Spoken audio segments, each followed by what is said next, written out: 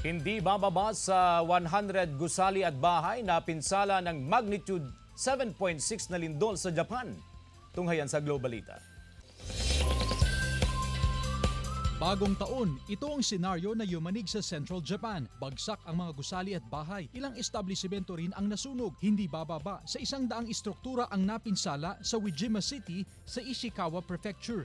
Ramdam ang takot ng ilan nang abutan ng lindol sa subway. Nakuhanan ng pag-uga ng ceiling at ng electronic information board. Maging sa train station, nagsilabasa ng mga tao sa isang convenience store. Sa main road ng Ishikawa, umangat ang kalsada. Nagkalat din ang mga debris mula sa gubuhong gusali. Paralisado ang supply ng kuryente at tubig. Naganap ang lindol alas 4 ng hapon noong January 1, 2024, kung saan agad naglabas ng tsunami warning ang Japan Meteorological Agency sa coastal area ng Ishikawa, Niigata at Toyama.